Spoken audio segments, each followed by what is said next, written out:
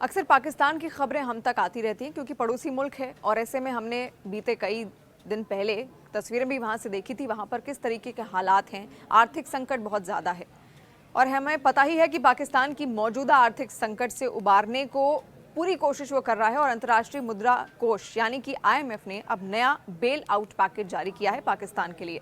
और प्रधानमंत्री शहबाज शरीफ की बेशर्मी देखिए कि इस नए पैकेज का श्रेय उन्होंने सेना प्रमुख जनरल आसिम मुनीर को भी दे डाला। इस पैकेज की शर्तें इतनी सख्त हैं कि लागू होने पर जनता का तेल निकलना तय माना जा रहा है, जैसे कि कृषि पर 45% इनकम टैक्स और बिजली के दामों में तगड़ी बढ़ोतरी, ज्यादा टैक्स कलेक्शन, जिससे जनता की जो जेब है उस पर सीधा असर पड़ेगा। और माना यह जा रहा है कि $7 बिलियन यानी कि लगभग 58,800 करोड़ रुपए, जो कि भारतीय रुपयों के हिसाब से है, इस पैकेज ने तंग हाल पाकिस्तान को कुछ राहत तो जरूर मिली, और मगर ये उसकी बीमारी का इलाज नहीं है। सेना पर ज्यादा और आंतरिक तरक्की पर कम खर्च करने वाले देश को अपनी असली बीमारी शायद समझ में नहीं आ रही और बार बार IMF के आगे हाथ फैलाने पड़ रहे हैं और राहत पैकेज लेने के गुहार लगानी पड़ रही है। और अभी एक पैकेज तो मिल ही गया, लेकिन इसके साथ कठोर शर्तें भी सामने आई हैं। पड़ोसी मुल्क को बिजली की दरों में वृद्धि करनी पड़ी है, अतिरिक्त कर लगाने और कृषि आयकर में सुधार जैसे कठोर कदम उठाने होंगे। और बेल आउट पैकेज के तहत पहली किस्त में लगभग $1.1 बिलियन यानी कि लगभग 9,240 करोड़ की राशि तुरंत जारी की जाएगी। IMF के बोर्ड की बैठक बुधवार को वॉशिंगटन में हुई, जिसमें पाकिस्तान के साथ किए गए समझौते को हरी झंडी दे दी गई। और इस समझौते के तहत पाकिस्तान ने कृषि आयकर में सुधार, कुछ वित्तीय जिम्मेदारियों को प्रांतों में स्थानांतरित करने और सब्सिडियों को सीमित करने का वादा किया है। पाकिस्तान के प्रधानमंत्री कार्यालय ने पुष्टि की कि IMF के कार्यकारी बोर्ड ने 37 महीने की अवधि के लिए $7 बिलियन का extended fund facility EFF package मंजूर किया है। ये 1958 से लेकर अब तक पाकिस्तान का 25वां IMF कार्यक्रम है और छठा EFF है।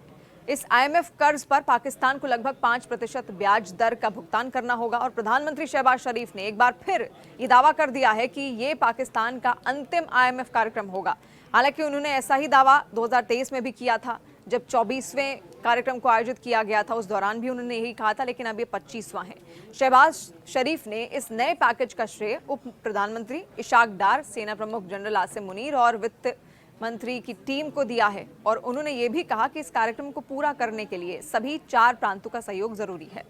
सिंध सरकार ने 30 जुलाई को नेशनल फिस्कल पैक्ट पर हस्ताक्षर के लिए समझौते को मंजूरी दी, जबकि बलूचिस्तान सरकार ने 26 जुलाई को इस पर हस्ताक्षर किए। IMF ने यह पैकेज इस शर्त के साथ मंजूर किया है कि पाकिस्तान अपने बाहरी और घरेलू कर्ज को पुनर्गठित नहीं करेगा, जो कि पिछले वित्तीय वर्ष में पाकिस्तान के टैक्स रेवेन्यू का 81% हिस्सा खा गया था। और इस नए बेल आउट पैकेज का उद्देश्य सरकारी फाइनेंस को मजबूत करना, विदेशी मुद्रा भंडार को फिर से खड़ा करना, राज्य स्वामित्व वाली इंडस्ट्री से पैदा होने वाले जोखिमों को कम करना और निजी क्षेत्र के नेतृत्व में वृद्धि को प्रोत्साहित करना है।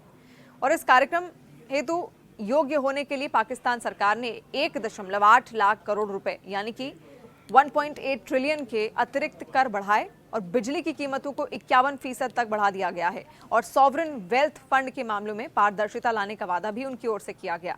पाकिस्तान ने IMF की बैठक की तारीख पाने के लिए अपने इतिहास में सबसे महंगा यानी कि $600 मिलियन लगभग 50.4 अरब का कर्ज लिया। और बिजली क्षेत्र की वित्तीय स्थिरता घाटे में चल रही है। इकाइयों का निजीकरण और कर राजस्व बढ़ाना IMF कार्यक्रम की मुख्य शर्तें भी रही हैं।